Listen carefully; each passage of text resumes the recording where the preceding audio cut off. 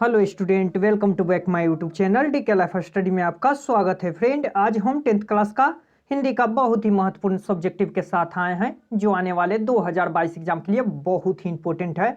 तो please friend, अगर आप हमारे चैनल पर पहली बार विजिट कर रहे हैं तो चैनल को सब्सक्राइब कर दें और बेल आइकन को दबाना ना भूलें ताकि जो भी मैं 10th क्लास का लेटेस्ट अपडेट वीडियो बनाऊँ आप तक पहुँचता रहे और आने वाले एग्जाम में आपको सहायता मिले। तो चलिए फ्रेंड, आज हम लोग हिंदी का संपूर्ण कहानी है फ्रेंड जिसका सब्जेक्टिव लेकर आए हैं। तो प्लीज़ फ्रेंड, वीडियो को लाइक कर दे, शेयर कर दे और हमारे चैनल पर पहली बार विजिट कर रहे हैं तो चैनल को सब्सक्राइब कर दे और बेल आइकन को दबाना ना भूले। तो चलिए देख सकते हैं, प्रश्न है फ्रेंड कि जातिवाद के पोषक उसके पक्ष में क्या तर्क देते हैं। देख सकते हैं फ्रेंड, जातिवाद यह फ्रेंड भीमराव अंबेडकर के द्वारा लिखा गया है और इनका जन्म, भीमराव अंबेडकर जी का जन्म 14 अप्रैल 1891 ईस्वी को मेहू के मध्य प्रदेश में हुआ था और इनके पिताजी का नाम रामजी सकपाल और यह एक दलित परिवार से थे। तो चलिए वीडियो को लाइक कर दे, शेयर कर दे और हमारे चैनल पर पहली बार विजिट करना है तो चैनल को सब्सक्राइब कर दे और बेल आइकन को दबाना ना भूले। तो चलिए, उन्होंने जातिवाद के बारे में लिखा था। क्या लिखा था फ्रेंड? जातिवाद के बारे में लिखा था। तो चलिए किस तरह से लिखना है देख सकते हैं फ्रेंड कि जातिवाद के पोषक उसके पक्ष में यही तर्क देते हैं कि जाति प्रथा श्रम विभाजन का दूसरा रूप है। क्या है फ्रेंड? जाति प्रथा है जो श्रम विभाजन का दूसरा रूप है, जो आधुनिक सभ्य समाज कार्य कुशलताओं के लिए यह आवश्यक माना गया है। तो चलिए वीडियो को लाइक कर दें और हमारे चैनल पर पहली बार विजिट कर रहे हैं चैनल को सब्सक्राइब करके बेल आइकन को दबाना ना भूले। तो चलिए, जातिवाद के पक्ष में दिए गए तर्कों पर लेखक की प्रमुख आपत्तियां क्या हैं। देख सकते हैं फ्रेंड, जातिवाद है फ्रेंड जो यह भीमराव अंबेडकर जी का लिखा हुआ निबंध है फ्रेंड। तो देख सकते हैं जातिवाद के आंसर में किस तरह से लिखना है कि जातिवाद के पक्ष में दिए गए तर्कों पर लेखक की प्रमुख आपत्तियां सार्मिक विभाजन है, क्योंकि इससे समाज में रहने वाले लोगों के बीच ऊंच नीच, छुआछूत की, भेदभाव की भावना उत्पन्न होती है और विवाद की संभावना बनी रहती है। तो चलिए वीडियो को लाइक कर दे, शेयर कर दे और हमारे चैनल पर पहली बार विजिट कर रहे हैं तो चैनल को सब्सक्राइब कर दे और बेल आइकन को दबाना ना भूले ताकि जो भी मैं 10th क्लास का लेटेस्ट अपडेट वीडियो बनाऊं आप तक पहुंचता रहे और आने वाले एग्जाम में आपको सहायता मिले। तो चलिए फ्रेंड, देख सकते हैं 4 नंबर प्रश्न है कि जाति प्रथा भारत में बेरोजगारी का एक प्रमुख प्रत्यक्ष कारण कैसे बनी। देख सकते हैं फ्रेंड कि जाति प्रथा है जो यह भीमराव अंबेडकर जी के द्वारा यह लिखी गई निबंध है। तो चलिए देख सकते फ्रेंड क्या है,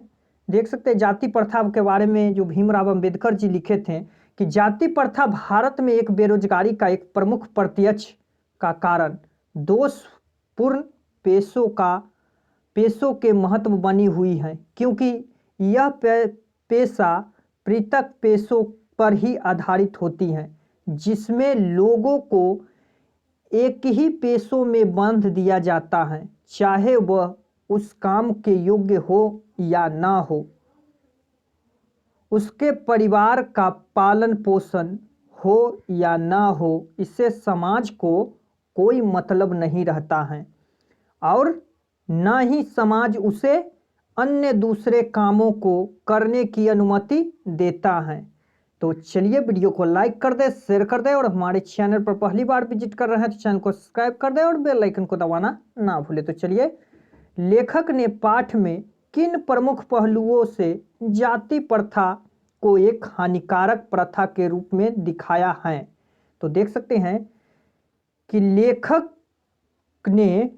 लेखक थे फ्रेंड भीमराव अंबेडकर जी ने आर्थिक पहलुओं से जाति प्रथा को हानिकारक प्रथा के रूप में दिखाया है, क्योंकि यह मनुष्य के स्वाभाविक प्रेरणा, रुचि और आत्मशक्ति को दबाकर स्वाभाविक नियमों में जकड़कर उसे निष्क्रिय बना देता है। देख सकते हैं कि जाति प्रथा एक बंद पहलू है फ्रेंड, यह एक बंद वर्ग है जिसे आप लोग चाहकर भी नहीं बदल सकते हैं।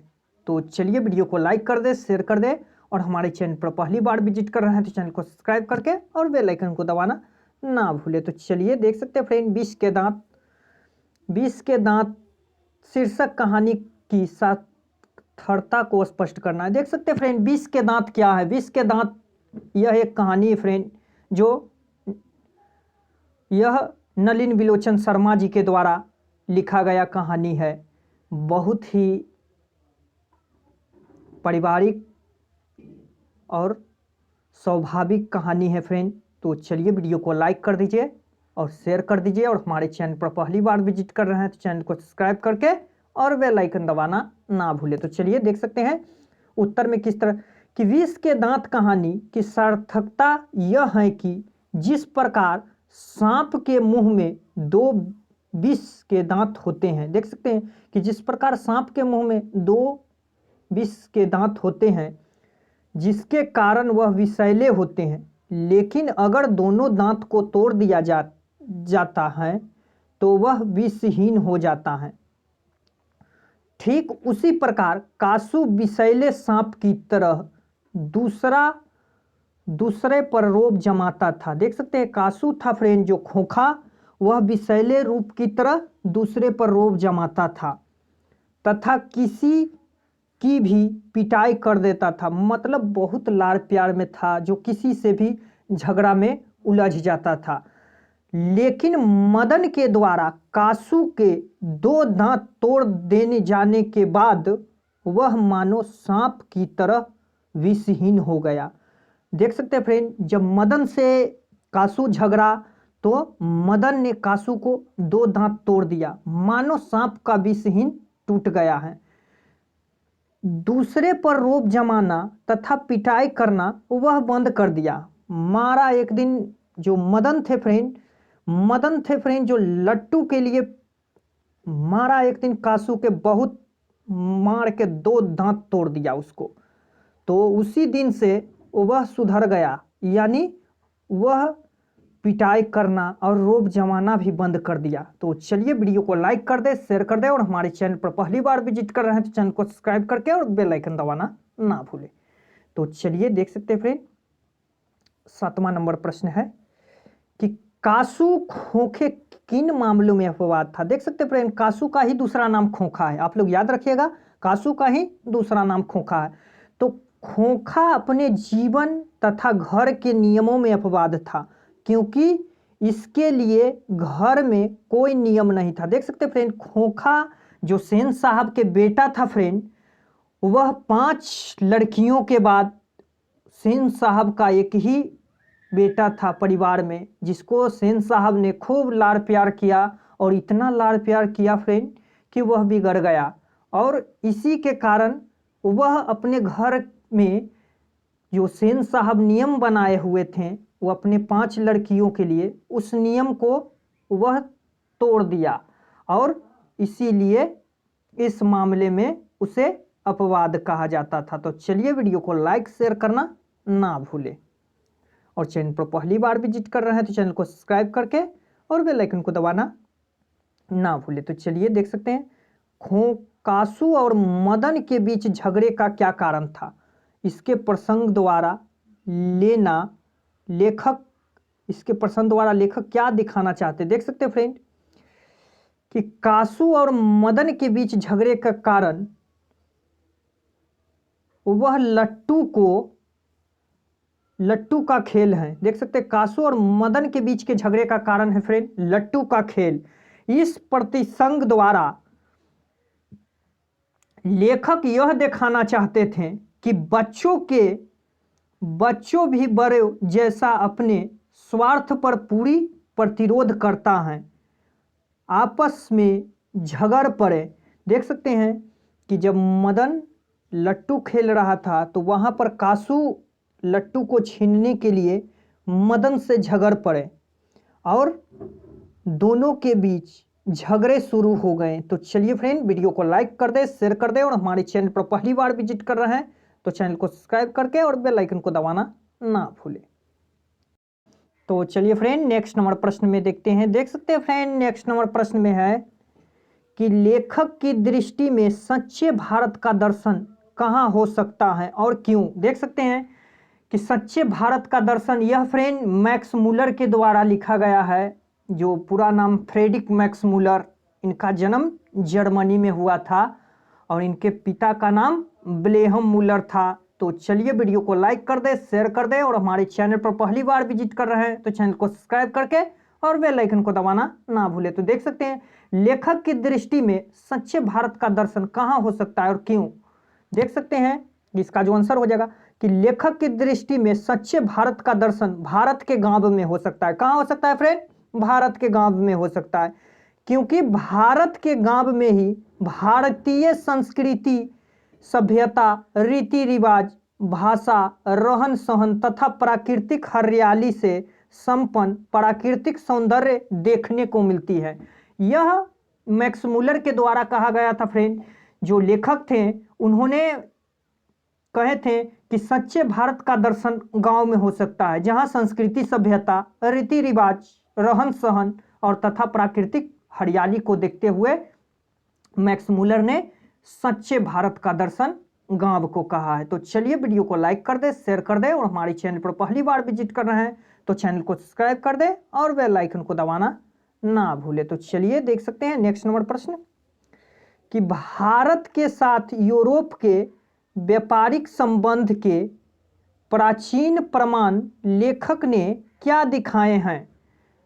तो भारत के साथ यूरोप के जो व्यापारिक संबंध के प्राचीन प्रमाण लेखक ने क्या दिखाया फ्रेंड? देख सकते हैं तो मैक्स मूलर साहब थे जिन्होंने भारत के साथ यूरोप के व्यापारी का संबंध प्राचीन प्रमाण लेखक ने हाथी के दांत, चंदन की लकड़ी, मोर के पंख, बंदर आदि दिखाए हैं। भारत ही केवल इन वस्तुओं को निर्यात कर सकता है और यूरोप में इसका व्यापार होता है। देख सकते फ्रेंड कि उन्होंने कहा था कि इन सब चीज़ों को भारत निर्यात यानी बचा सकता है, और जो भारत से जो बाहर जाएगा फ्रेंड, जैसे यूरोप है तो यूरोप जैसे हाथी के दांत, चंदन की लकड़ी, मोर का पंख, बंदर आदि यह सबसे व्यापार करते हैं।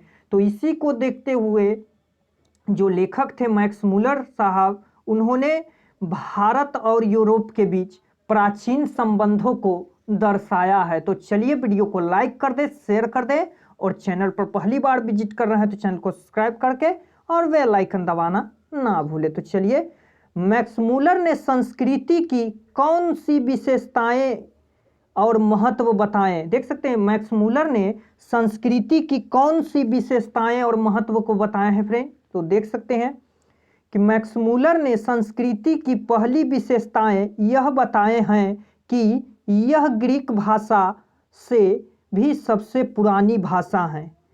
दूसरी विशेषता यह है कि यह अन्य विशेषताओं के शब्दों की जानकारी में सहायता करती है। इसका महत्व यह है कि यह हमारी देश की संस्कृति, सभ्यता तथा अनेक भाषाओं को जानने में मदद करती है। कौन कह रहा है फ्रेंड? मैक्स मूलर साहब कह रहे हैं।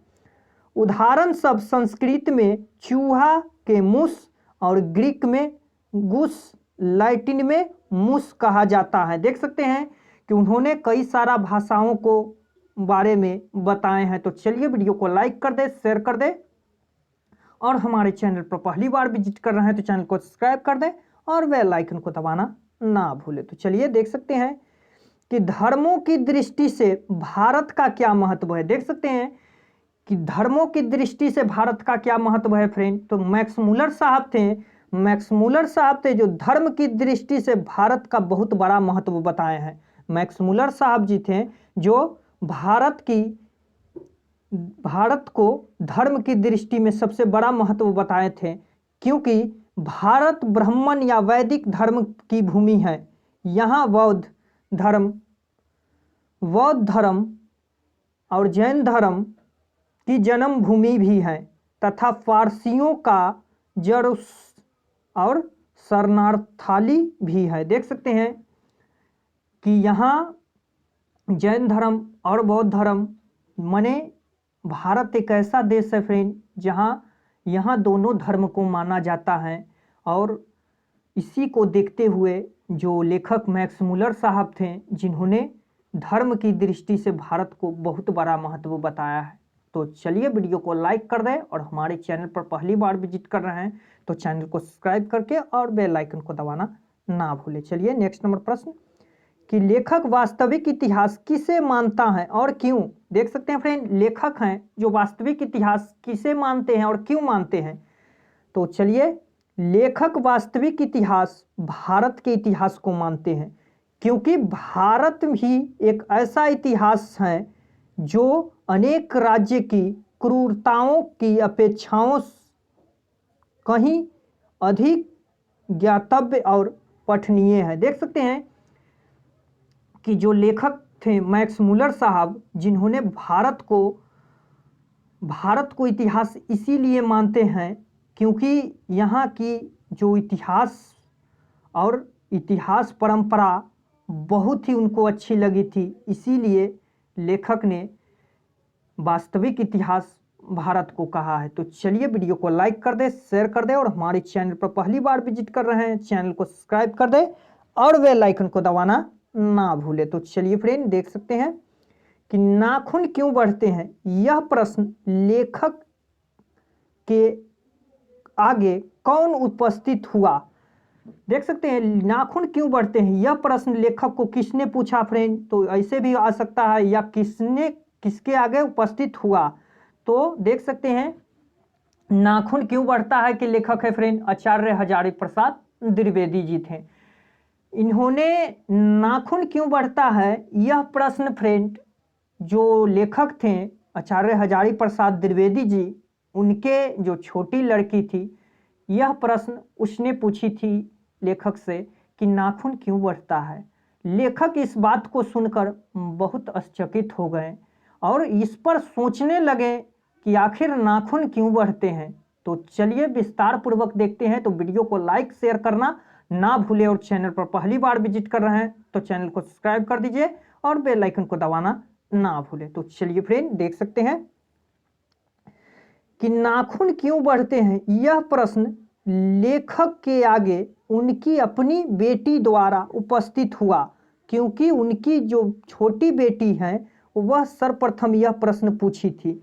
जो लेखक हैं फ्रेंड, लेखक की छोटी बेटी है, यह प्रश्न सर्वप्रथम किससे पूछा, लेखक से पूछा था कि आखिर नाखून क्यों बढ़ते हैं। तो चलिए वीडियो को लाइक शेयर करना ना भूलिए, और चैनल पर पहली बार विजिट कर रहे हैं तो चैनल को सब्सक्राइब कर दे और बेल आइकन को दबाना ना भूले। तो चलिए नेक्स्ट नंबर प्रश्न में देखते हैं फ्रेंड। देख सकते हैं कि बढ़ते नाखूनों द्वारा प्राकृतिक मनुष्य को क्या याद दिलाती हैं। देख सकते हैं कि जो हजारी प्रसाद द्विवेदी जी थे फ्रेंड, उन्होंने बढ़ते नाखूनों को प्राकृतिक के द्वारा क्या याद दिलाने की बात कहती है। तो चलिए वीडियो को लाइक शेयर करना ना भूले। चलिए किस तरह से लिखना है फ्रेंड कि बढ़ते नाखून द्वारा प्राकृतिक मनुष्य को यही याद दिलाती हैं कि आज से लाखों वर्ष पूर्व मनुष्य भी पशुओं की तरह नख और दांत वाली था। देख सकते हैं कि बढ़ते नाखून को देखकर मनुष्य को यह याद दिलाती है कि आज से लाखों वर्ष पूर्व मनुष्य भी पशुओं की तरह नख और दांत वाली था तथा नखों से अपने पद्धतियों का सामना करता था, यानी नखों से अपने जो कष्ट था फ्रेंड उसका सामना करता था। तो चलिए वीडियो को लाइक कर दे, शेयर कर दे, और हमारे चैनल पर पहली बार विजिट कर रहे हैं तो चैनल को सब्सक्राइब कर दे और बेल आइकन को दबाना ना भूले। तो चलिए फ्रेंड, देखते हैं नेक्स्ट नंबर प्रश्न। देख सकते हैं फ्रेंड नेक्स्ट नंबर प्रश्न में कि मनुष्य बार बार नाखून क्यों काटता है। देख सकते हैं कि मनुष्य बार बार नाखून क्यों काटता है फ्रेंड। तो चलिए कि मनुष्य बार बार नाखून को काटता है क्योंकि वह पशुता की भावनाओं को त्याग करना चाहता है। देख सकते हैं कि मनुष्य बार बार नाखून क्यों काटता है, नाखून क्यों बढ़ते हैं फ्रेंड। तो यह लेखक हैं आचार्य हजारी प्रसाद द्विवेदी जी, और उनके द्वारा यह प्रश्न किया गया है कि मनुष्य बार बार नाखून क्यों काटता है। तो मनुष्य बार बार नाखून को काटता है क्योंकि वह पशुता की भावना को त्याग कर मानवता की ओर, देख सकते हैं, मानवता की ओर प्रवेश कर चुका है तथा मनुष्य के पास नाखून के अत्यंत घातक हथियार आ चुका है। देख सकते हैं कि नाखून को वह त्यागना चाहते हैं मनुष्य, और वह मनुष्य की ओर प्रवेश कर गए हैं तथा मनुष्य के पास ऐसा बहुत सारा अस्त्र शस्त्र हैं, अब अत्यंत घातक हथियार आ चुके हैं, बहुत सारा हथियार आ चुके हैं, इसीलिए वह नाखून को बार बार काटते हैं। तो चलिए वीडियो को लाइक कर दे, और हमारी चैनल पर पहली बार विजिट कर रहे हैं तो चैनल को सब्सक्राइब करके और बेल आइकन को दबाना ना भूले। तो चलिए, नख बढ़ता है और उन्हें काटता मनुष्य की सहज वृत्तियां हैं, इसका क्या अभिप्राय है? देख सकते फ्रेंड, इसका क्या अभिप्राय है? तो यह जो हजारी प्रसाद त्रिवेदी ही जी के द्वारा लिखा गया है फ्रेंड, कि देख सकते हैं कि नख बढ़ाना और उन्हें काटना मनुष्य की सहज वृत्तियां अर्थात अनजानी स्मृतियां हैं। इनका अभिप्राय यह है कि मनुष्य नख बढ़ाकर पशुता का प्रमाण देता है। इसका यह अभिप्राय है कि मनुष्य नख बढ़ाकर पशुता का प्रमाण देता है तथा नख काटकर मनुष्यता का प्रमाण देते हैं। देख सकते फ्रेंड कि अगर नाखून बढ़ाएगा तो यह पशुता का प्रमाण देगा, अगर नख काटेगा फ्रेंड तो यह मनुष्यता का प्रमाण देगा। तो चलिए वीडियो को लाइक शेयर करना ना भूले, और चैनल पर पहली बार विजिट कर रहे हैं चैनल को सब्सक्राइब कर दे और बेल आइकन को दबाना ना भूले। तो चलिए देख सकते हैं नेक्स्ट नंबर प्रश्न कि स्वाधीनता शब्द का सार्थकता लेखक क्या बताना चाहते थे? तो देख सकते हैं फ्रेंड, स्वाधीनता शब्द का सार्थकता लेखक क्या बताना चाहते थे? तो स्वाधीनता शब्द का सार्थकता लेखक यह बताना चाहते थे कि जब हमारे देश 1947 में आज़ाद हुआ तब इसे अंग्रेज ने इसे स्वतंत्र के इंडिपेंडेंस नाम दिया, जिनका अर्थ स्वाधीनता अर्थ अपने अधीन रहना होता है, जो भारतीय लोगों को सब अपना अधिकार स्वाधीनता में परिवर्तन कर दिया है। तो चलिए फ्रेंड देख सकते हैं स्वाधीनता का अर्थ यही होता है फ्रेंड। तो चलिए वीडियो को लाइक कर दे, शेयर कर दे, और हमारे चैनल पर पहली बार विजिट कर रहे हैं तो चैनल को सब्सक्राइब कर दे और बेल आइकन को दबाना ना भूले, ताकि जो भी मैं 10th क्लास का लेटेस्ट अपडेट वीडियो बनाऊं आप तक पहुंचता रहे और आने वाले एग्जाम में आपको सहायता। तो चलिए नेक्स्ट नंबर प्रश्न में देखते हैं। देख सकते फ्रेंड नेक्स्ट नंबर प्रश्न में है कि सफलता और चरित्रता शब्दों में लेखक अर्थ की भिन्नता किस प्रकार प्रतिपादन करता है? देख सकते फ्रेंड कि जो सफलता के चरित्रता पर लेखक अर्थ भिन्नता किस प्रकार प्रतिपादन करता है, तो चलिए देखते हैं। देख सकते हैं कि सफलता और वीरता शब्दों में लेखक और भिन्नता इस प्रकार प्रतिपादन करता है कि मानव अस्त्र शस्त्रों के संचयन से बाध्य उपकरणों की बहुलता से सफलता प्राप्त किया जा सकता है, लेकिन चरित्रता का अर्थ होता है मित्रता, प्रेम, त्याग की भावना से। देख सकते हैं कि जो लेखक थे फ्रेंड, यह देख सकते हैं कि परंपरा का मूल्यांकन जो रामविलास शर्मा जी हैं फ्रेंड, उनका द्वारा यह भारतीय संस्कृति और सभ्यता के बारे में बताया गया है। चलिए नेक्स्ट नंबर प्रश्न कि लेखक की दृष्टि में हमारी संस्कृति की बड़ी भारी विशेषता क्या है? लेखक की दृष्टि में हमारी संस्कृति की बड़ी भारी विशेषता भारतीय चित्र है, जो आज अधीनता के रूप में सोचकर स्वाधीनता का रूप सोचता है। यह हमारे दीर्घकाल संस्कारों का फल है। तो चलिए वीडियो को लाइक कर दे, शेयर कर दे, और हमारे चैनल पर पहली बार विजिट कर रहे हैं तो चैनल को सब्सक्राइब कर दे और बेल आइकन को दबाना ना भूले। तो चलिए, लेखक की दृष्टि में हमारी संस्कृति की बड़ी भारी विशेषता क्या है? तो चलिए नेक्स्ट नंबर प्रश्न में देख सकते हैं फ्रेंड, यहाँ पर उत्तर किस तरह से लिखना है। तो देख सकते हैं 20 का, जो लेखक की दृष्टि में हमारी संस्कृति की बड़ी भारी विशेषताएं क्या हैं। चलिए कि लेखक की दृष्टि में हमारी संस्कृति की बड़ी भारी विशेषताएं भारतीय चित्र हैं, जो आज अधीनता के रूप में न सोचकर सभ्यता के रूप में सोचता है। यह हमारे दीर्घकालीन संस्कारों का फल है। देख सकते हैं फ्रेंड कि जो भारतीय संस्कृति सभ्यता है, जो भारत की बहुत ही महत्वपूर्ण चित्र बताया गया है। इसके अधीन आज अधीनता को ना सोचकर बल्कि सभ्यता के रूप में सोचता है, जो दीर्घकालीन संस्कारों का यह फल है। तो चलिए नेक्स्ट नंबर प्रश्न में देखते हैं फ्रेंड। देख सकते हैं नेक्स्ट नंबर प्रश्न में है कि देवनागरी लिपि के अक्षरों में स्थिरता कैसे आई। तो देवनागरी लिपि के अक्षरों में स्थिरता कैसे आई फ्रेंड। देख सकते हैं कि देवनागरी लिपि के अक्षरों में स्थिरता 2 सदी पहले से बने टाइप के द्वारा पुस्तकों छपने के कारण आई। देख सकते हैं देवनागरी लिपि के अक्षरों की स्थिरता 2 सदी पहले बने टाइप छपे हुए अक्षरों के कारण आई। चलिए नेक्स्ट कि देवनागरी लिपि में कौन सी भाषाएं लिखी जाती हैं। तो देख सकते हैं फ्रेंड कि देवनागरी लिपि में निम्न भाषाएं हैं, जैसे हिंदी, संस्कृत, मगही, भोजपुरी, गुजराती, मराठी, नेपाली इत्यादि। माने और सारा भाषाएं इसमें शामिल हैं। ऐसी भाषाएं लिखी जाती हैं।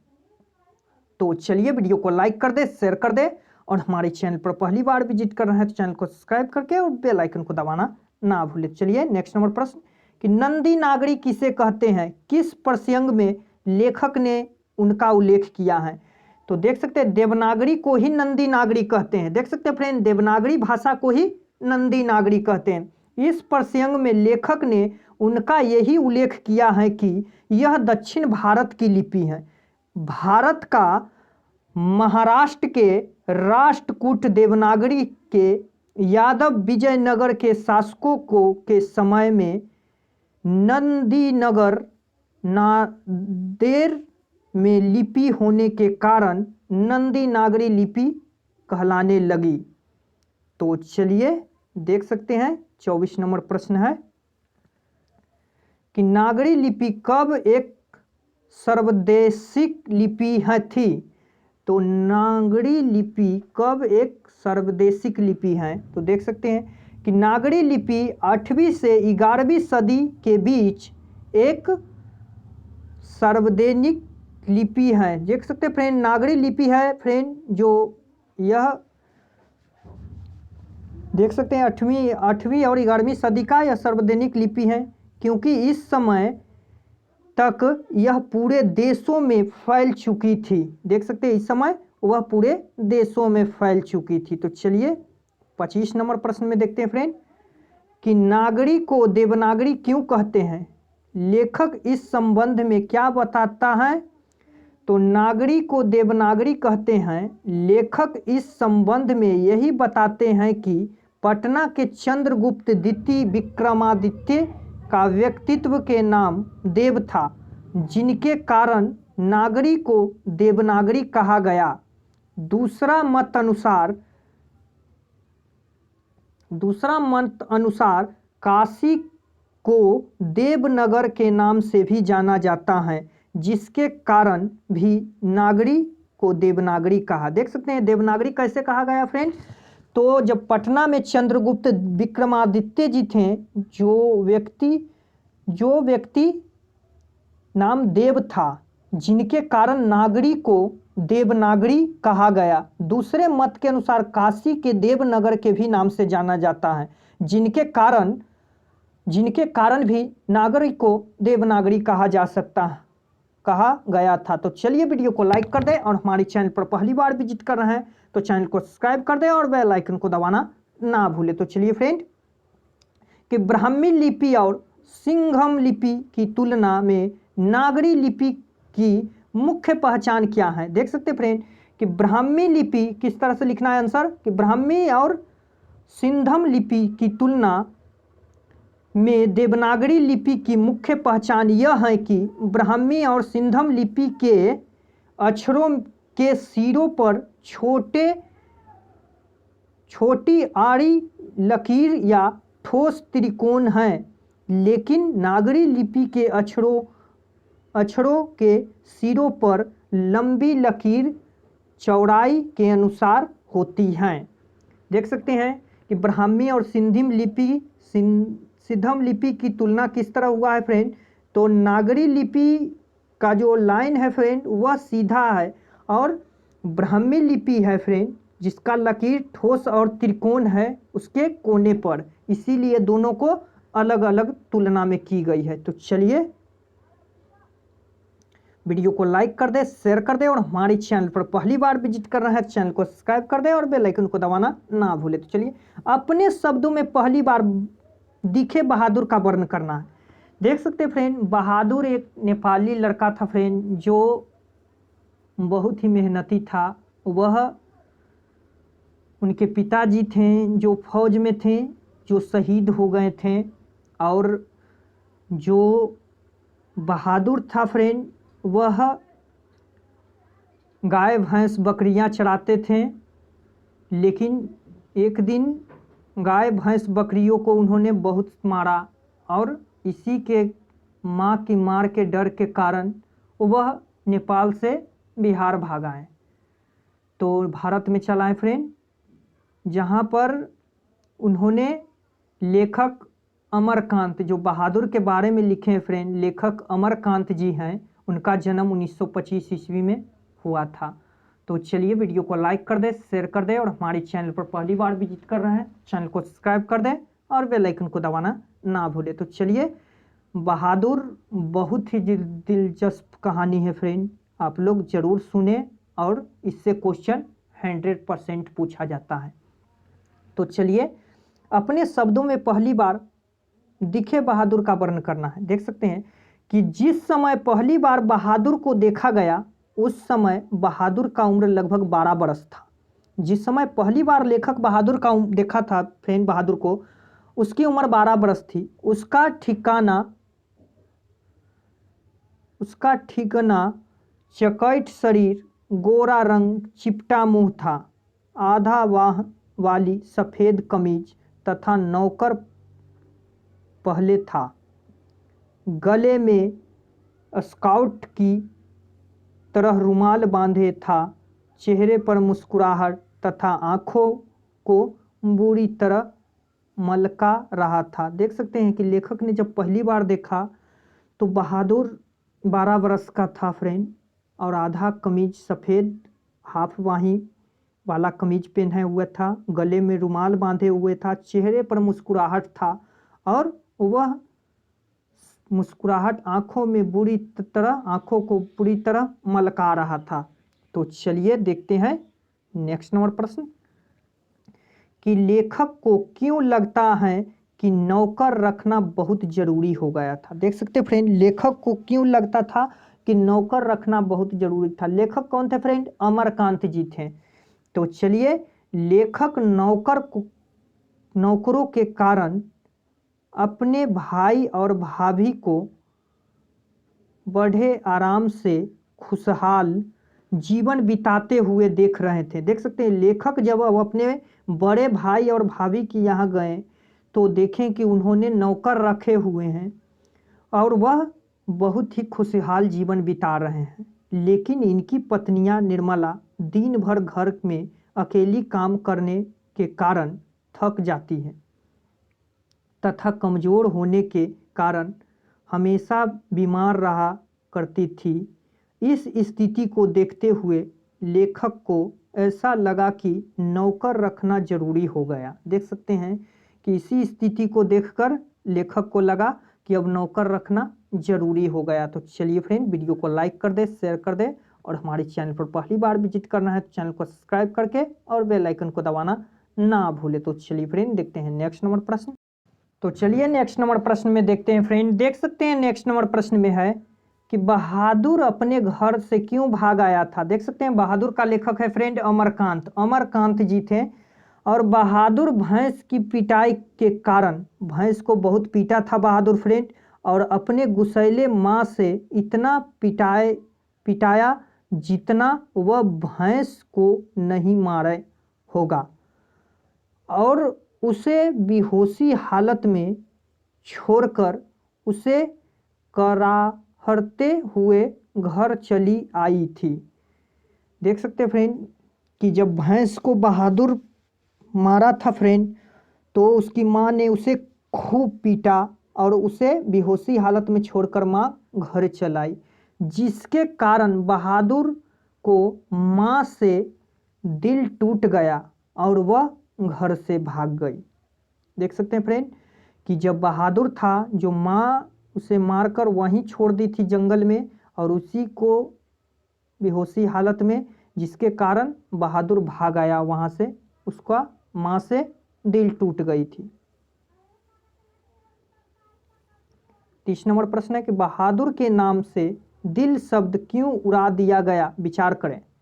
देख सकते हैं फ्रेंड कि बहादुर अमरकांत जी थे फ्रेंड, जिनका लेखक है बहादुर का, कि बहादुर के नाम से दिल शब्द लेखक की पत्नी निर्मला ने उड़ा दी थी। कौन उड़ाई थी फ्रेंड? लेखक की पत्नी निर्मला थी, जिन्होंने दिल शब्द को उड़ा दिया, क्योंकि निर्मला को कमजोरी के कारण दिल बहादुर शब्द पुकारने में बहुत कठिनाई होती तथा समय ज़्यादा लगता था।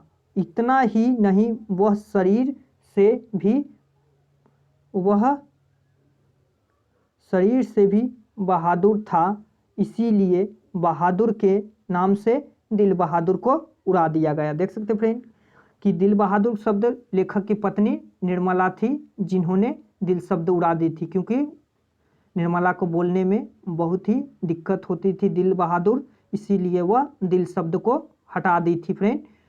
तो चलिए वीडियो को लाइक कर दे, शेयर कर दे, और हमारे चैनल पर पहली बार विजिट कर रहे हैं चैनल को सब्सक्राइब करके और बेल आइकन को दबाना ना भूले। तो चलिए देख सकते हैं कि बहादुर को चले जाने पर सबको पछतावा क्यों होता है। बहादुर को चले जाने पर सबको पछतावा क्यों होते हैं। देख सकते फ्रेंड कि बहादुर को चले जाने पर सबको पछतावा होता है, क्योंकि बहादुर जैसा ईमानदार और कर्मठ नौकर उन्हें कहीं नहीं मिलेगी। देख सकते फ्रेंड कि बहादुर पर जब चोरी का आरोप लगाया गया था फ्रेंड, 11 रुपए चुरा लिया था, जो देख सकते हैं चोरी का आरोप लगा था, और इसी बात को बहादुर को बहुत दुख हुआ और उसे बहुत पीटा, और इतना ही नहीं, गलत आरोप के कारण भी सबने अपना मर्यादा खोकर उसे खूब पीटा। देख सकते हैं सबने अपना मर्यादा को भुला गया और इस गलती के कारण उसे खूब पीटा, और इन्हीं गलतियों के कारण सबको पछतावा हुआ। देख सकते हैं इन्हीं गलतियों के कारण सबको खूब पछतावा हुआ, क्योंकि बहादुर जो अमरकांत जी थे उनका घर छोड़कर चला गया, और इसी गलतियों को लेखक और उसकी पत्नी को बहुत पछतावा हुआ। तो चलिए वीडियो को लाइक शेयर करना ना भूले, और चैनल पर पहली बार विजिट कर रहे हैं चैनल को सब्सक्राइब करने और बेल आइकन को दबाना ना भूले। तो चलिए, निर्मला को बहादुर के चले जाने पर किस बात का अफसोस हुआ। देख सकते फ्रेंड निर्मला को बहादुर के चले जाने पर किस बात का अफसोस हुआ फ्रेंड।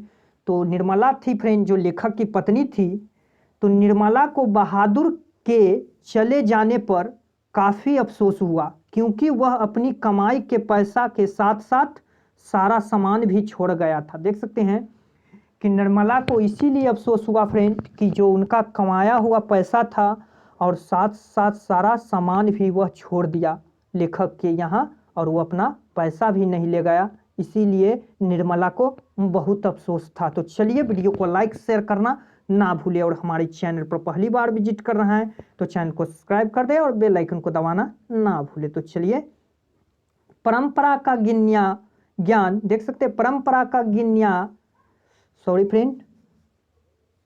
का ज्ञान किनके लिए सबसे ज़्यादा आवश्यक है और क्यों। तो देख सकते हैं फ्रेंड परंपरा का ज्ञान है जो किनके लिए सबसे ज़्यादा आवश्यक है और क्यों। तो यह फ्रेंड परंपरा का मूल्यांकन है रामविलास शर्मा जी। देख सकते हैं कि परंपरा का ज्ञान ऐसे व्यक्तियों के लिए सबसे ज़्यादा आवश्यक है जिनको साहित्य में युग परिवर्तन करना चाहते हैं, जो लकीर व फकीर नहीं बताते बल्कि रूढ़ियों तोड़कर क्रांतिकारी साहित्य की रचना करना चाहते हैं, क्योंकि ऐसे व्यक्तियों को ही वह वर्गहीन तथा शोषण मुक्त समाज की रचना करना चाहते थे। देख सकते फ्रेंड, परंपरा का मूल्यांकन यह रामविलास शर्मा जी के द्वारा लिखा गया यह है फ्रेंड। तो चलिए देख सकते हैं नेक्स्ट नंबर प्रश्न कि राजनीतिक बहुमूल्यों में साहित्य का मूल्य अत्यधिक अस्थायी होते हैं, कैसे? तो देख सकते हैं कि राजनीतिक मूल्यों में साहित्य के मूल्य अत्यधिक स्थायी होते हैं। इस पक्ष में लेखक कहते हैं कि अंग्रेज कवि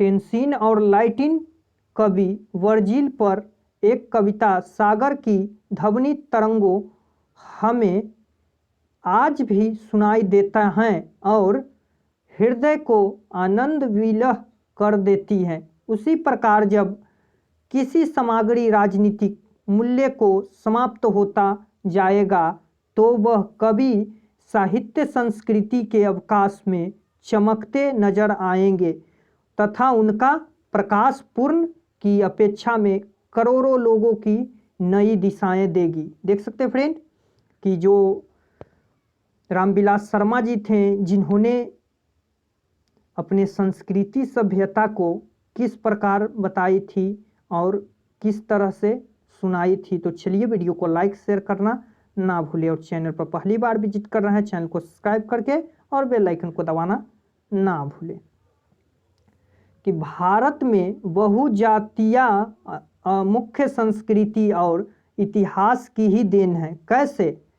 तो कैसे फ्रेंड, भारत में बहुजातीय मुख्य संस्कृति और इतिहास की देन है क्योंकि यह किसी एक जाति द्वारा दूसरी जाति पर राजनीतिक प्रभुता स्थापित है जो करके कायम नहीं है, स्थापित करके कायम नहीं है बल्कि संस्कृति और इतिहास पर आधारित होती हैं। तो चलिए देख सकते हैं कि बहुजातीय राष्ट्र की हैसियत से कोई भी देश भारत का मुकाबला क्यों नहीं कर सकता है?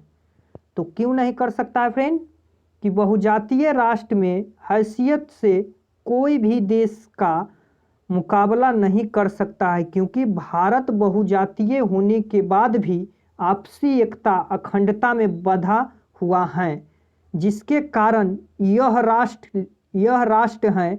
लेकिन कोई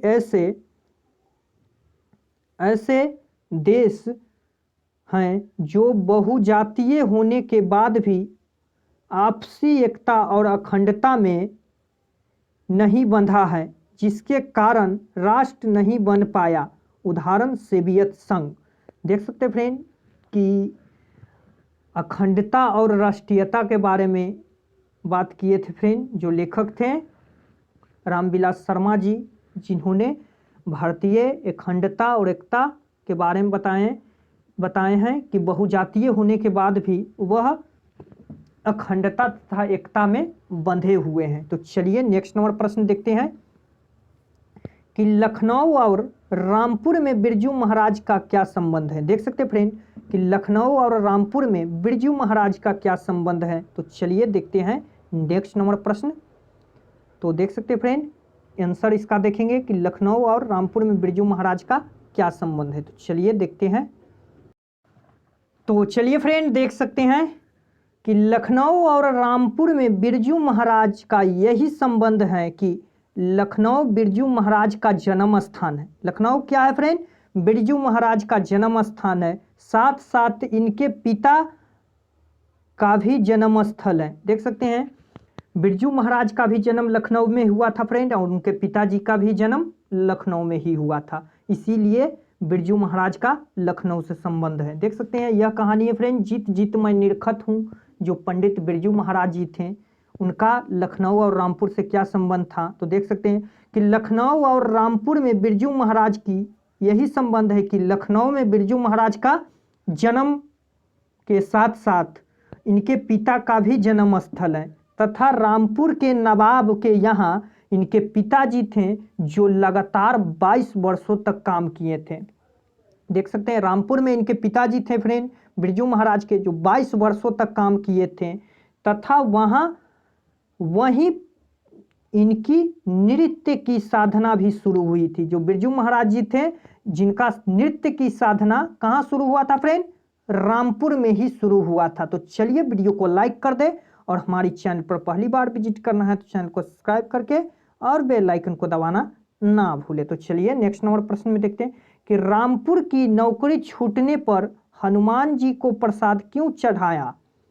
तो देख सकते हैं बिरजू महाराज जी थे फ्रेंड, जो रामपुर के नवाब बिरजू महाराज के नृत्य से प्रभावित होकर 6 वर्ष की अवस्था में मानसिक तन साखवाह पर नियुक्ति कर लिए। देख सकते हैं कि बिरजू महाराज जी एक नृत्य थे फ्रेंड, जिन्होंने 6 वर्ष की अवस्था में उन्हें तख्तवाह पर नियुक्ति कर लिए थे, नियुक्ति कर लिए जो इनके माता और पिता को मंजूर नहीं था, जो इनके माता और पिता को मंजूर नहीं था कि हमारा बेटा यहाँ पर नृत्य करे। इसके पिताजी बार बार अपने पुत्र की नौकरी नवाब के यहाँ से छूटने के लिए प्रार्थना करते हैं। देख सकते हैं कि इसके पिताजी, जो पिताजी थे, उनकी नौकरी को छूटने के लिए कौन थे फ्रेंड? बिरजू महाराज जी बार बार पुत्र नौकरी नवाब के यहाँ से छूटने के लिए प्रार्थना करते थे। एक दिन विरोध कर ही रहे थे कि नवाब पिता के और पुत्र दोनों को नौकरी से निकाल दिए। देख सकते हैं कि जो बिरजू महाराज थे उन्होंने अपने पिताजी को नौकरी करने के लिए नहीं कह रहे थे। तो दोनों में जब एक दिन बात ही चल रहा था तो नवाब साहब थे जिन्होंने पिता और पुत्र दोनों को नौकरी से निकाल दिए। इस प्रसन्नता के कारण हनुमान जी को प्रसाद चढ़ाया था। कौन चढ़ाया था फ्रेंड? तो यह उनके पिताजी चढ़ाए थे। तो चलिए वीडियो को लाइक शेयर करना ना भूले और हमारे चैनल पर पहली बार विजिट कर रहा है चैनल को सब्सक्राइब करके और बेल आइकन को दबाना ना भूले। तो चलिए बिरजू महाराज के गुरु कौन थे उनको संक्षिप्त में परिचय देना है। तो जित जित मैं निरखत हूँ, इसका लेखक पंडित बिरजू महाराज जी हैं फ्रेंड, और उन्हीं का यह है। तो देख सकते हैं कि बिरजू महाराज के गुरु कोई नहीं बल्कि स्वयं उनके पिताजी थे। बिरजू महाराज के गुरु स्वयं उनके पिताजी थे। इनके पिताजी स्वयं को अपने पुत्र से कमाई का 500 रुपये लेकर अपना शिष्य बनाए। देख सकते हैं कि जो उनके पुत्र थे फ्रेंड, जो 500 रुपये कमाए थे उनको लेकर वह अपना शिष्य बनाए। इनके पिता का कहना यह था कि एक कोई भी चीज चुरा कर नहीं रखना चाहते हैं। उनके पिताजी कहना था कि कोई भी चीज चुरा कर नहीं रखना चाहते हैं। इनके पिताजी कथक नृत्य में काफ़ी निपुण थे, मतलब बहुत कथक नृत्य के बारे में जानते थे, जो बिरजू महाराज को अपने शिष्य के रूप में उनको यह ज्ञान दिया था। तो चलिए देख सकते हैं नेक्स्ट नंबर प्रश्न है कि बिरजू महाराज ने नृत्य की शिक्षा कैसे और कब देनी शुरू की? तो देख सकते हैं कि बिरजू महाराज ने नृत्य की शिक्षा अपने पिता के मरने के बाद देनी शुरू की। बिरजू महाराज थे फ्रेंड, जो कब शिक्षा देना शुरू की? उनके पिताजी जब गुजर गए तो उन्होंने नृत्य की शिक्षा देना शुरू की, क्योंकि पिता के मरने के बाद घर की स्थिति काफ़ी दयनीय हो गई थी। इनके घर में कमाने वाला कोई नहीं था, उन्होंने नृत्य की शिक्षा अपने घर के 3 मील की पैदल दूरी तय कर सीताराम बागला नामक एक अमीर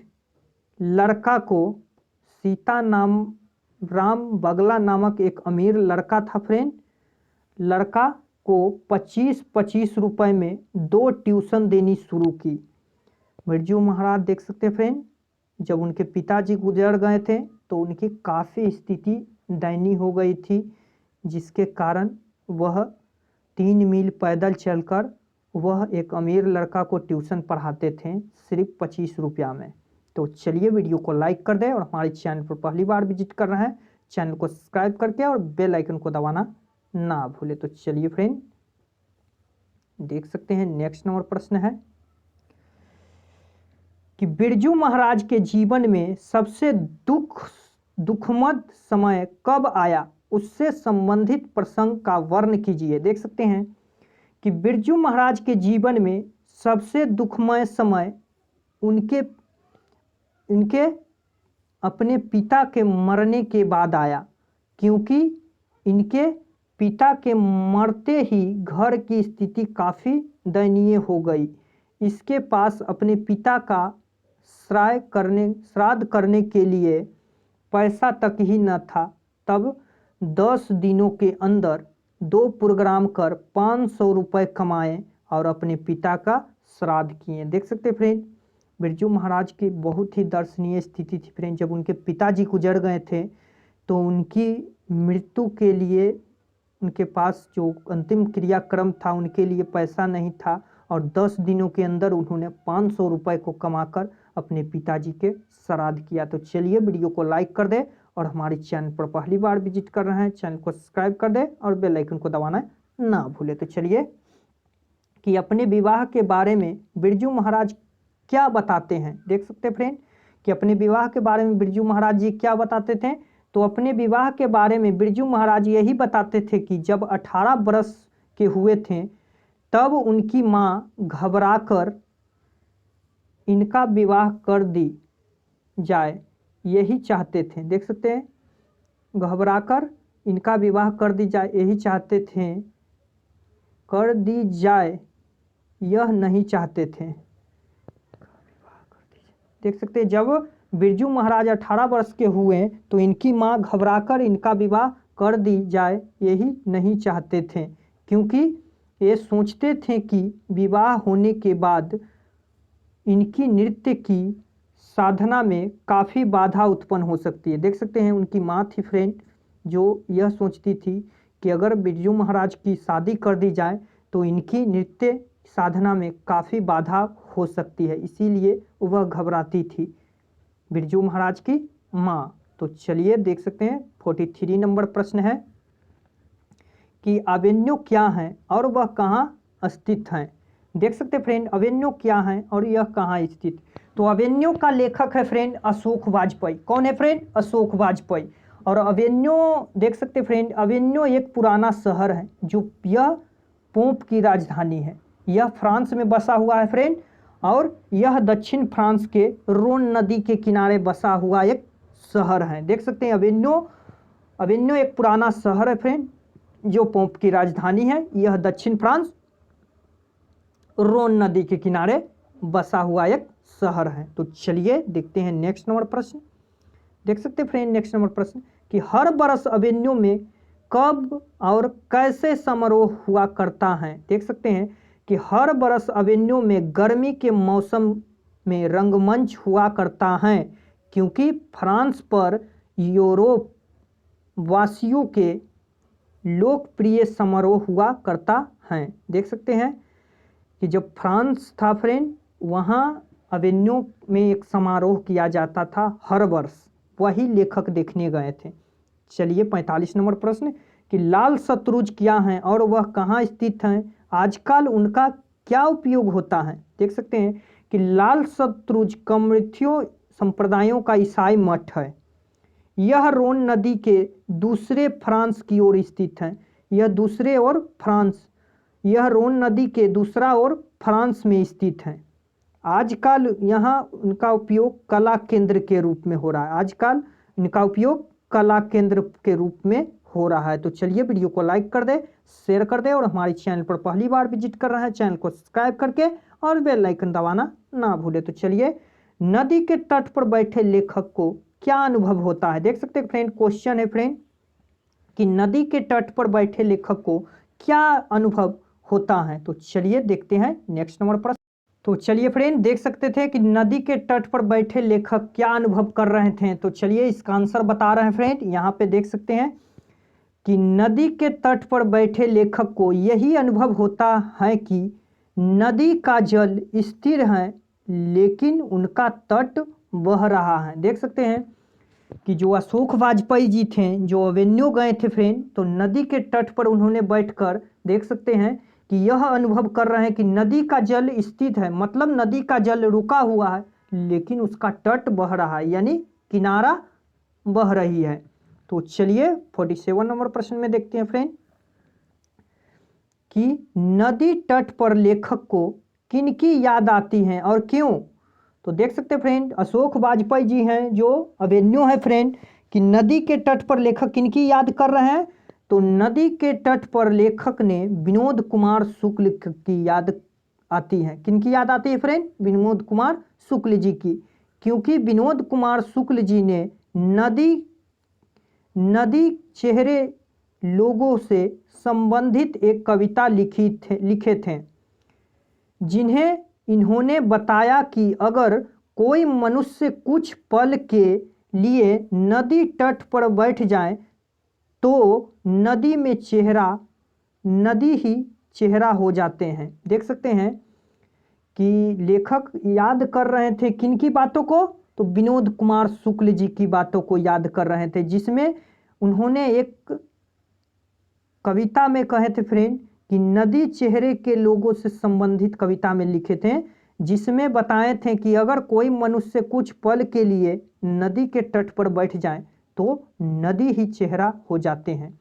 तो चलिए नेक्स्ट नंबर प्रश्न में देखते हैं कि नदी और कविता में लेखक क्या समानता पता है, क्या समानता पता है। देख सकते हैं कि लेखक अशोक वाजपेयी जी थे फ्रेंड, जो नदी कविता कौन लिखे थे, तो विनोद कुमार शुक्ल जी लिखे थे नदी कविता, और वो अपने कविता में क्या समानता बताते हैं। देख सकते हैं कि नदी और कविता में लेखक की यही समानता पता है कि जिस प्रकार से नदी में जल की कमी नहीं है, ठीक उसी प्रकार से कविता में शब्द की भी कमी नहीं है।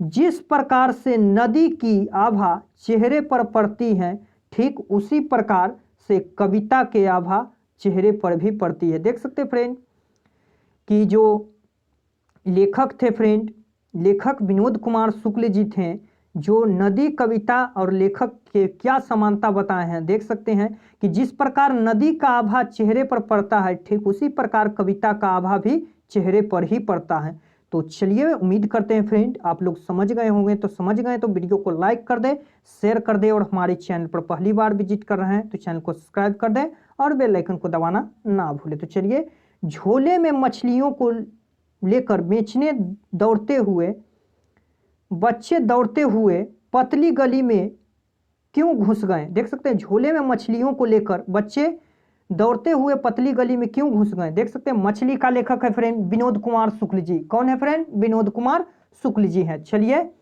कि झोले में मछली लेकर बच्चे दौड़ते हुए पतली गली में घर जल्दी पहुंचने के कारण घुस गए। देख सकते हैं कि लेखक विनोद कुमार शुक्ल मछली मंगाए थे फ्रेंड, जो बच्चे दौड़ते हुए झोले में लेकर इसीलिए घुस गए क्योंकि जल्द घर पहुंच जाएंगे, क्योंकि पतला गली से इनकी घर की दूरी काफ़ी नज़दीक थी तथा वर्षा होने के कारण चारों तरफ बाजार में भागदौड़ मची हुई थी, इसीलिए झोले में मछली लेकर दौड़ती हुई वह पतली गली में घुस गई थी। तो चलिए, यह फ्रेंड विनोद कुमार शुक्ल जी का लिखा हुआ है फ्रेंड मछली कहानी। तो चलिए, मछली को लेकर बच्चे की क्या अभिलाषा थी। देख सकते फ्रेंड कि मछली को लेकर बच्चे की अभिलाषा इसके साथ खेलने की थी। मछली को लेकर बच्चे की अभिलाषा थी फ्रेंड कि हम इसके साथ खेलेंगे।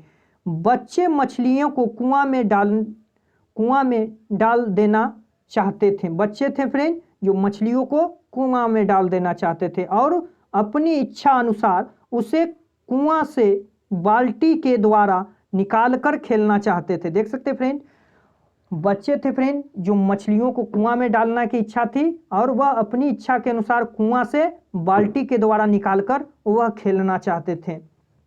तो मछली कहानी थी फ्रेंड जो विनोद कुमार शुक्ल जी के द्वारा लिखी हुई थी। चलिए नेक्स्ट, कि मछली और के बारे में दीदी ने क्या जानकारी दी थी।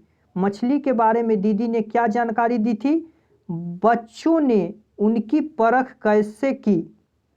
चलिए नेक्स्ट नंबर प्रश्न देख सकते हैं फ्रेंड। नेक्स्ट नंबर प्रश्न है कि मछली के बारे में दीदी ने क्या जानकारी दी, बच्चों ने किनकी परख उनकी परख कैसे की।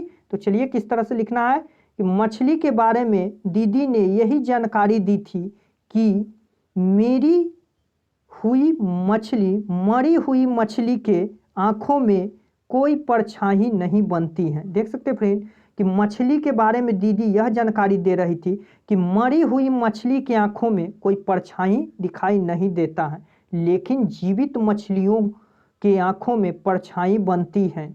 बच्चों की इनकी परख मछली के आंखों में अपनी परछाई देखकर की थी और बच्चों ने जीवित मछली को कुएं में डालने के लिए लेकर जा रहा था। तो चलिए वीडियो को लाइक कर दे, शेयर कर दे और हमारे चैनल पर पहली बार विजिट कर रहा है तो चैनल को सब्सक्राइब करके और बेल आइकन को दबाना ना भूले। तो चलिए फ्रेंड देख सकते हैं कि मछली और दीदी में क्या समानताएं दिखाई पड़ी, स्पष्ट करना है। देख सकते हैं फ्रेंड कि मछली और दीदी में यही समानता स्पष्ट दिखाई पड़ी कि जिस प्रकार से मछली जल से निकलने के बाद अपने प्राणों के लिए छटपटाती हैं, ठीक उसी प्रकार से दीदी मछली के काटे जाने के कारण, दीदी ने मछली को जब काट रहा था फ्रेंड, काटे जाने के कारण उसे दुखों से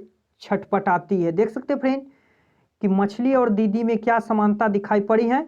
तो मछली और दीदी में यही समानता दिखाई पड़ी है कि जिस प्रकार मछली को जल से निकालने पर फ्रेंड वह अपनी प्राण बचाने के लिए छटपटाती है, ठीक उसी प्रकार दीदी ने को काटने से, दीदी मछली को जब काट रहा था, काटे के कारण उसे दुखों से छटपटा रही थी। तो चलिए देखते हैं नेक्स्ट नंबर प्रश्न। देख सकते हैं फ्रेंड नेक्स्ट नंबर प्रश्न है कि संतु के विरोध का क्या अभिप्राय है। संतु का विरोध का क्या अभिप्राय है फ्रेंड। देख सकते हैं कि संतु के विरोध का यही अभिप्राय है कि संतु हर हाल में मछली के प्राण की रक्षा करना चाहता था। देख सकते हैं संतु इसीलिए विरोध कर रहा था फ्रेंड कि वह मछली को हर हाल में बचाना चाहता था, इसीलिए संतु भग्गू से मछली को लेकर कुएं में डालने चाहते थे। इसीलिए फ्रेंड संतु भग्गू से मछली को छीनकर वह कुएं में ले जाकर डालने के लिए चाहते थे। तो चलिए वीडियो को लाइक कर दे, शेयर कर दे और हमारे चैनल पर पहली बार विजिट करना है चैनल को सब्सक्राइब कर दे और बेल आइकन को दबाना ना भूले। तो चलिए डुमराव की महानता किस कारण से है। देख सकते फ्रेंड डुमराव, तो यह फ्रेंड आ गया बिस्मिल्लाह खां। बिस्मिल्लाह खां जो शहनाई बजाते थे फ्रेंड, इनकी महानता बहुत है, जो इनको भारत रत्न पुरस्कार से भी सम्मानित किया गया है। तो चलिए आज बिस्मिल्लाह खान जी के बारे में कुछ जानते हैं कि डुमराव की महानता किस कारण से है। देख सकते हैं फ्रेंड कि डुमराव की महानता बिस्मिल्लाह खां के शहनाई से है। किसकी शहनाई से है फ्रेंड। तो डुमराव की महानता बिस्मिल्लाह खां की शहनाई से है, क्योंकि भारत रत्न से पुरस्कारित शहनाई बिस्मिल्लाह खां को जन्म डुमराव में ही हुआ था। देख सकते हैं फ्रेंड कि बिस्मिल्लाह खान के नाम से ही डुमराव प्रसिद्ध है, क्योंकि उन्हें भारत रत्न पुरस्कार से सम्मानित किया गया है और बिस्मिल्लाह खान जी का जन्म डुमराव में ही हुआ था, इसीलिए डुमराव से संबंधित है। तो चलिए नेक्स्ट नंबर प्रश्न कि सुशिर वध किन्हें कहते हैं। शहनाई शब्द की व्युत्पत्ति किस प्रकार हुई है। तो मुंह से फूंककर बजाई जाने वाली वधि को सुशीधर कहते हैं। शहनाई शब्द का उत्पत्ति अरब देश से हुई है।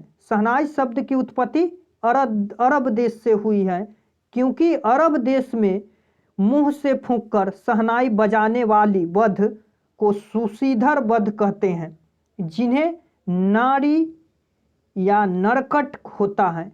देख सकते हैं फ्रेंड जो सुशीधर यानी शहनाई है फ्रेंड, जो नरकट से बनते हैं, जिनके रीढ़ होता है, जिन्हें नय कहा जाता है। शहनाई ही शहनाई में परिवर्तित हो गई।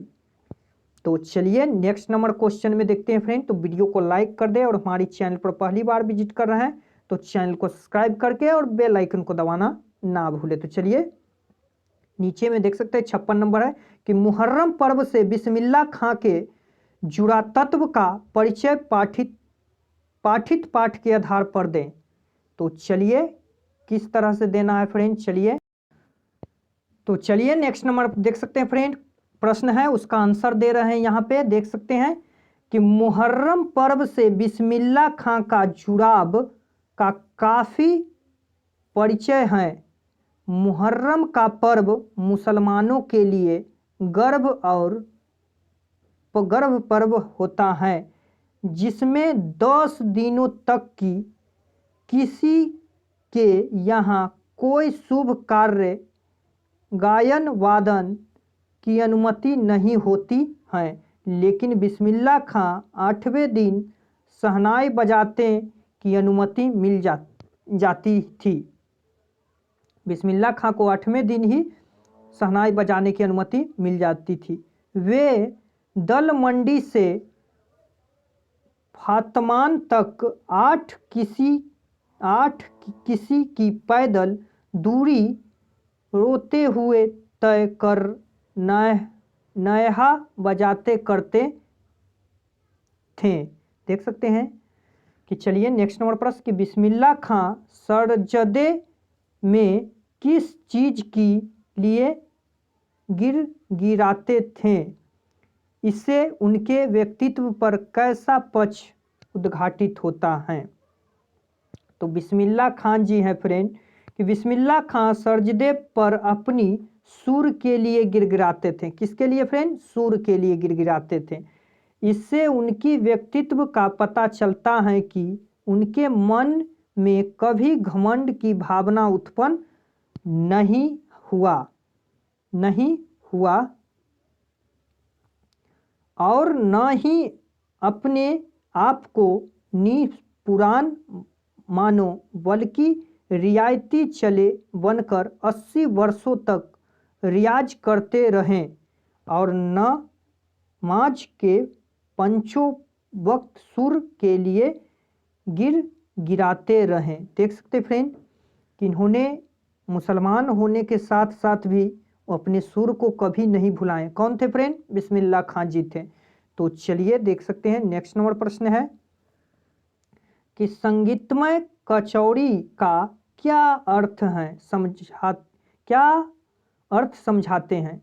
संगीतमय कचौड़ी आप क्या अर्थ समझाते हैं। देख सकते हैं कि संगीतमय कचौड़ी हम यही अर्थ समझाते हैं कि जब गरम तेल या घी में कचौड़ी छानी जाती हैं तब उसे छन छन में मधुर ध्वनि निकलती हैं, जिस प्रकार जिससे बिस्मिल्लाह खां संगीतमय कचौड़ी कहा जाता था। तो चलिए वीडियो को लाइक कर दे, शेयर कर दे और हमारे चैनल पर पहली बार विजिट कर रहे हैं तो चैनल को सब्सक्राइब करके और बेल आइकन को दबाना ना भूले। तो चलिए फ्रेंड देख सकते हैं नेक्स्ट नंबर प्रश्न है कि गांधी जी बढ़िया शिक्षा किसे कहते थे। देख सकते हैं फ्रेंड, तो लास्ट चैप्टर आ गया फ्रेंड, शिक्षा और संस्कृति, जिनका लेखक महात्मा गांधी जी थे। तो गांधी जी ने बढ़िया शिक्षा अहिंसा प्रतिरोध को मानते थे। किनको मानते थे फ्रेंड? अहिंसा प्रतिरोध को, क्योंकि इससे आत्मा, सत्य और प्रेम की शक्तियों को पहचाना जा सकता है। देख सकते हैं कि गांधी जी बढ़िया शिक्षा अहिंसक प्रतिरोध को मानते थे, क्योंकि इससे आत्म, सत्य और प्रेम की शक्तियों को पहचान जा सकता था। तो चलिए नेक्स्ट नंबर प्रश्न देखते हैं फ्रेंड कि इंद्रियों का बुद्धिपूर्व उपयोग सिखाना क्यों जरूरी है। इंद्रियों को बुद्धिपूर्वक उपयोग सिखाना क्यों जरूरी है। तो चलिए, इंद्रियों का बुद्धिपूर्वक उपयोग सिखाना बहुत जरूरी है, क्योंकि इससे बच्चों की बुद्धि का विकास जल्द से जल्द पता होता है और आत्मा का भी जागृत होती है। तो देख सकते हैं, चलिए नेक्स्ट नंबर प्रश्न कि शिक्षा का अभिप्राय गांधी जी क्या मानते थे। देख सकते हैं फ्रेंड कि शिक्षा और संस्कृति के लेखक स्वयं गांधी जी ही थे, जिन्होंने देख सकते हैं कि शिक्षा का अभिप्राय गांधी जी बच्चे और मनुष्य के शरीर, बुद्धि और आत्मा के सभी गुणों को प्रकट करना मानते हैं। देख सकते हैं कि शिक्षा का अभिप्राय गांधी जी बच्चे और मनुष्य के शरीर की बुद्धि, आत्मा को गुणों को प्रकट करना मानते हैं। तो चलिए नेक्स्ट नंबर प्रश्न कि शिक्षा का धैर्य गांधी जी क्या मानते थे? तो शिक्षा का धैर्य गांधी जी क्या मानते थे फ्रेंड? तो शिक्षा का धैर्य गांधी जी चरित्र निर्माण को मानते थे, क्योंकि अच्छे व्यक्तिवान चरित्र व वर्गहीन तथा शोषमुक्त एक सभ्यता समाज की स्थापना कर सकते हैं, इसका बागडोर अपने हाथों में संभाल सकते हैं। तो चलिए फ्रेंड, आज के लिए इतना है फ्रेंड। कहानी का संपूर्ण सब्जेक्टिव हम लोग एक ही वीडियो में सॉल्व कर दिए फ्रेंड। अब नेक्स्ट क्लास में जो काव्य खंड है फ्रेंड, उसका VVI क्वेश्चन एक ही वीडियो में आप लोगों के लिए लेकर आएंगे। तो चलिए, हमारे वीडियो को लाइक शेयर करना ना भूलें, और चैनल पर पहली बार विजिट कर रहे हैं तो चैनल को सब्सक्राइब करके और बेल आइकन को दबाना ना भूले। तो चलिए फ्रेंड, नेक्स्ट क्लास में फिर से इसका दूसरा पार्ट लेकर आने वाले हैं। तो तब तक के लिए टेक केयर, बाय।